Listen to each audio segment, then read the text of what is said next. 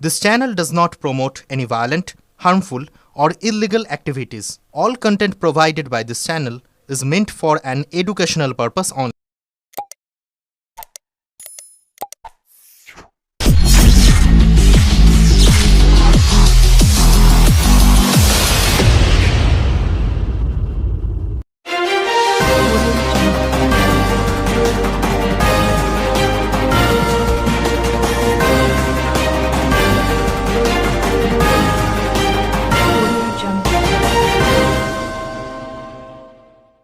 চুঁচুড়াবাসীর প্রাণের দেবতা বাবা ষণ্ডেশ্বর। আজ শ্রাবণ মাসের তৃতীয় সোমবার চুঁচুড়া শহরের দক্ষিণ প্রান্তে ভাগীরথী তীরঘেঁষা অঞ্চল ষণ্ডেশ্বর তলা। এখানকার জাগ্রত দেবতা বাবা ষণ্ডেশ্বর।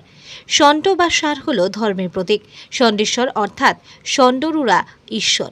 শিব ঠাকুরের পূজায় ও অনুষ্ঠানে পৌরাণিক মত ও লৌকিক মত প্রচলিত থাকলেও লোকধর্মের আশ্রয়ে শিবকে পুজো করা হয়। ব্রাহ্মণ পুরোহিত ছাড়াও মহিলারা শিবকে আপন করে নিয়েছে জল ও বেলপাতা দিয়ে। চুঁচুড়া শহরের ষণ্ডেশ্বর জিউর মন্দিরের বাবা ষণ্ডেশ্বর হলেন এখানকার সকল মানুষের প্রাণের দেবতা। ষোড়শ শতকের গোড়ার দিকের কথা। ওলন্দাজ নগরী হিসেবে হুগলি তখনও বিখ্যাত হয়নি। হুগলির গ্রাম চুঁচুড়ার গঙ্গার তীর তখন প্রচুর বন জঙ্গলে ভর্তি। এই গ্রামের দক্ষিণ পূর্ব কোণে ছিল এক শ্মশান। শ্মশান সংলগ্ন কামারপাড়া অঞ্চলের মানুষেরা সাধারণত দিনে গঙ্গা স্নানে যেত এবং পল্লী জেলেরা মাছ ধরতে যেত। এই অঞ্চলে বিশেষ প্রসিদ্ধ ও জাগ্রত দেবতা হল মহাদেব। চুঁচুড়ার ষণ্ডেশ্বর জিউর মন্দিরের সঠিক ইতিহাস সংগ্রহ করা একটু কঠিন। পশ্চিমবঙ্গ ডিস্ট্রিক্ট গেজেটিয়ারে উল্লেখ আছে ১৬ শতকের দিগম্বর হালদার নামে এক শিবভক্ত ব্রাহ্মণ পরপর ৩ রাত্রি ষণ্ডেশ্বর অর্থাৎ ষণ্ডরূঢ়া শিব ঠাকুর দিগম্বর বাবুকে স্বপ্নাদেশ দেন। স্বপ্নাদেশ পেয়ে গঙ্গাধার সংলগ্ন শ্মশান স্থানে আষাঢ় মাসে প্রচণ্ড বৃষ্টির মধ্যে ভাগীরথীর জলে নিমজ্জিত বর্তমান শিব ঠাকুরকে জেলেদের জাল দিয়ে উদ্ধার করেন দিগম্বর। দিনটি ছিল রথের পরের দিন। দিগম্বর হালদার, জেলে নীলমণি তেওর ও তার 2 ছেলে এবং 2 ভাই মোট 6 জন নৌকায় উঠে দিগম্বরের নির্দেশ মতো নীলমণি জাল ফেলেন।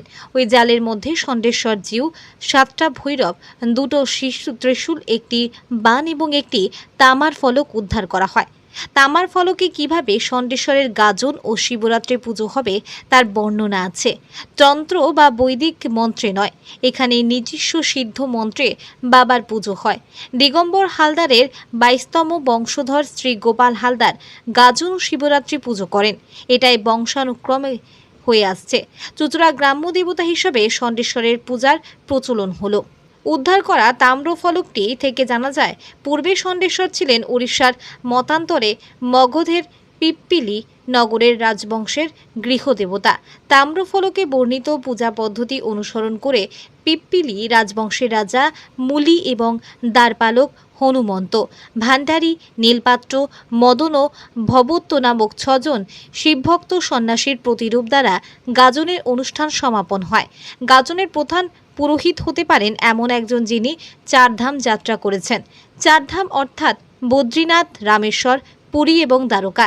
তাম্রফলকে বর্ণিত মন্ত্র অত্যন্ত গোপনীয়, তাই পুরোহিতকেও এই মন্ত্র দেওয়ার নিয়ম নেই। সেই কারণে দিগম্বর হালদারের পূর্বপুরুষরাই বংশানুক্রমে গাজনের ব্রতী হয়ে থাকেন এবং গোপন মন্ত্র উচ্চারণ করে পূজা সম্পন্ন করেন। তবে সময়ের সাথে সাথে অনেক নিয়মের এখানে তন্ত্র বা বৈদিক মতে নয়, ষণ্ডেশ্বরের নিজস্ব সিদ্ধ মন্ত্রে পূজা অর্চনার কথা লেখা আছে প্রাপ্ত তাম্র ফলকটিতে। বর্তমানে মন্দিরে উত্তরমুখে বিস্তৃত তামার পাত দিয়ে মোড়া গৌরীপট্ট সহ কুর্মাকার ষণ্ডেশ্বর শিবলিঙ্গটি প্রতিষ্ঠিত। লিঙ্গের পিছনে একটি ত্রিশূল পোতা। ত্রিশূলের দুদিকে 2টি শ্বেতপাথরের সার আছে। মন্দিরের মেঝে শ্বেতপাথরের আর চারিদিকে বারান্দা বেলে পাথর দিয়ে তৈরি করা। একদম প্রথম দিকে ষণ্ডেশ্বর শিবের খড়ের চালের কাঁচা মন্দির ছিল। স্থানীয় ধনী সিদ্ধেশ্বর রায় চৌধুরীর পিতা গৌরীকান্ত রায় মন্দিরটি নির্মাণ করে দেন। এরা পিতা পুত্র জমিদার ছিল বলে প্রচলিত আছে। মন্দির পশ্চিমমুখী, সামনে সিদ্ধেশ্বরী কালী, পাশে যোগগদ্দা এবং মন্দির। মোট 7টি দেবদেবীর মন্দির বর্তমান। সময়ের সাথে সাথে মন্দিরটি ক্রমে জীর্ণ হয়ে এগিয়ে আসেন স্থানীয় লোকজন। তৎকালীন চুঁচুড়ার স্বনামধন্য চিকিৎসক ডক্টর মুরারি মোহন মুখোপাধ্যায়ের সভাপতিত্বে মন্দির নির্মাণ প্রকল্পে সর্বসাধারণের থেকে দান সংগ্রহ শুরু হয়। শোনা যায়, সেই সময় ডাক্তার মুরারি মোহন উত্তম কুমারের স্ত্রীর চিকিৎসা করছিলেন। স্ত্রীকে সুস্থ করে তোলার সুবাদে উত্তম কুমার ফিস দিতে চাইলে ডাক্তারবাবু মন্দির প্রকল্পে দান করতে বলেন। উত্তম কুমার প্রচুর অর্থ দান করেছিলেন। সে সময় শুরু হয় মন্দির নির্মাণ প্রকল্প। 20শে বৈশাখ 1381 সালে অর্থাৎ 4 মে 1974 মন্দিরটির ভিত্তি স্থাপন হয়। অনুষ্ঠানের উদ্বোধন করেন দ্বারকেশ্বর মঠের মহান্ত মহারাজ অনন্ত শ্রী শ্রীমদ দণ্ডিস্বামী ঋষিকেশ আশ্রমপাদ এবং সভাপতিত্ব করেন প্রধান বিচারপতি শ্রী শঙ্কর প্রসাদ মিত্র। মন্দির পুনর্নির্মাণের কাজ শুরু হয় 26শে অগ্রহায়ণ 1382 সাল ও শেষ হয় 20শে অগ্রহায়ণ 1385 সাল। স্থাপিত শ্রী উপেন্দ্রনাথ ঘোষ দস্তিদারের তত্ত্বাবধানে বর্তমানে শ্রী শ্রী ষণ্ডেশ্বরজিউ মন্দির সংস্কার সমিতি 1.5 লক্ষ টাকা ব্যয় মার্বেল পাথরের চূড়া বিশিষ্ট 90 ফুট উঁচু মন্দিরটি নির্মিত হয়। 1386 সালের 1 বৈশাখ অর্থাৎ 15 এপ্রিল 1979 নতুন মন্দিরের উদ্বোধন করেন শ্রী শ্রী সীতারাম ওঙ্কারনাথ বাবাজি। কিছুদিনের মধ্যে বাবা ষণ্ডেশ্বরের জনপ্রিয়তা গ্রামে গ্রামে ছড়িয়ে পড়ে। গঙ্গার পূর্ব পারে ভাটপাড়া, কাকিনাড়া, উত্তরে হুগলি, দক্ষিণে বড়, সিমলা, বেনাভারুই প্রভৃতি অঞ্চলের মানুষ চড়ক গাজন, নীল ও শিবরাত্রিতে পুজো দিতে আসেন। গাজনের প্রথম দিন ষণ্ডেশ্বর ভৈরব সিদ্ধেশ্বরী মাতার পূজার আয়োজন হয়। শুরু হয় মেলা। সে সময় মন্দিরে যাত্রা অনেকটা ফাঁকা ছিল, ঘাট বাঁধানো ছিল না। মেলা হতো ছাঁচ বাতাসার মেলা, আলতা সিঁদুর, পোড়া মাটির পুতুল, হাড়ি কলসি বটি কাটারির মেলা। আর ছিল গঙ্গায় স্নান করে পুজো দেবার আনন্দের উৎসব। চড়কের ঝাঁপ ছিল অন্যতম আকর্ষণ। রাঢ়বঙ্গের শৈব সংস্কৃতির প্রধান অনুষ্ঠান হলো গাজন। ভৌগোলিকভাবে হুগলি জেলা রাঢ়বঙ্গের মধ্যে না পড়লেও ষণ্ডেশ্বর তলার শিবের গাজন এখানে বিশেষভাবে উল্লেখযোগ্য। গত 300 বছরেরও বেশি সময় ধরে প্রতি বছর চৈত্র মাসে গাজন উৎসব পালন হয়। গাজন উৎসব নিয়ে নানান গল্প প্রচলিত আছে। শোনা যায় 1803 খ্রিস্টাব্দে ডাচ গভর্নর জে.এন. বার্চ গাজনের প্রচণ্ডতা দেখে ঢাক বাজানোর ওপর নিষেধাজ্ঞা জারি করেন। তিনি বলেন, আমার দেওয়া বানের অপর সন্ন্যাসীরা ঝাঁপ মেরে যদি তাদের দেহ অক্ষত থাকে তবেই গাজনের অনুষ্ঠান চলতে দেওয়া যাবে। বাবা ষণ্ডেশ্বরের অলৌকিক মহাত্ম্য প্রমাণ করার জন্য সন্ন্যাসীরা বাচ্চের দেওয়া বানের ওপর ঝাঁপ দিলেন। সন্ন্যাসীদের তো কিছু হলো না, বরং বান 3 টুকরো হয়ে ভেঙে পড়ে গেল। বার্চ সাহেব ভীত সন্ত্রস্ত হয়ে নির্দেশ জারি করেন, কোনোদিন গাজনে ঢাক বাজানো বন্ধ হবে না। তিনি একটি ব্রোঞ্জের পঞ্চমুখ ও 2টি বড় পিতলের ঢাক মন্দিরে দান করেন।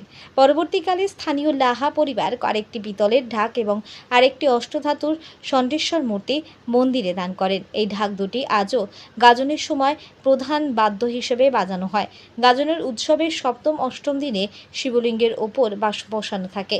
এই ঢাক দুটি দেখার জন্য বহু দূরদূরান্ত থেকে মানুষ সমাগম ঘটে। 1857 সালে মহাবিদ্রোহের পরে ইংরেজরা মন্দির সংলগ্ন ঘাটে কুঠি তৈরির চেষ্টা করেন। সোম পরিবারের চেষ্টায় মন্দির রক্ষা পায়। মন্দিরের পাশে দুর্গা মন্দির, রাধাকৃষ্ণ, রাম, সীতা, শীতলা মন্দিরও আছে। চুঁচুড়া থেকে আদির রিপোর্ট, আমার কলকাতা নিউজ। এখানে মানে ষণ্ডেশ্বর তলার যে বাবা খুব জাগ্রত, বহু বছর ধরে প্রচুর ভক্তরা দূর দেশ থেকে আসে সবাই। হ্যাঁ, শ্রাবণ মাস, বৈশাখ মাসে, এমনি শিবরাত্রি সব সময় প্রচুর মানে বাবার নামে সবাই খুব সন্তুষ্ট হয়। এখানে মানে যা মনস্কামনা করে তার সেটা সফল হয়, যার ফলে সব দূর দেশ থেকে সবাই, সব জায়গা থেকে লোক, এমনকি এলাকার বাসিন্দারাও সবাই এখানে প্রত্যেক সময় মানে কখনো বন্ধ হয় না যে বাবার এখানে জল ঢালা। শ্রাবণ মাসে প্রচুর, লাস্ট সোমবার বা এবার প্রত্যেক মানে ভোর থেকেই তো চলছে, একদম প্রচুর ভিড়, মানে অনেক লোক হয়। আর এই লাস্ট সোমবারটা একদম মানে ইয়ে পাওয়া যায় না, একদম বাইরে পেছনে যে একদম ওখান থেকে সব লোকজন আসে। হ্যাঁ, বাবা ষণ্ডেশ্বরের মাহাত্ম্য বলে ব্যাখ্যা করা যায় না। শোনা যায় যে উনি চাল এসেছিলেন এবং তারপরে ওনাকে যেখানে রাখা হয় সেখান থেকে ওনাকে আর কেউ তুলতে পারেন না এবং ওইখানে উনি প্রতিষ্ঠিত হন। তো কত প্রাচীন এর মানে প্রাচীন আনুমানিক আমরা কিছুই বলতে পারবো না।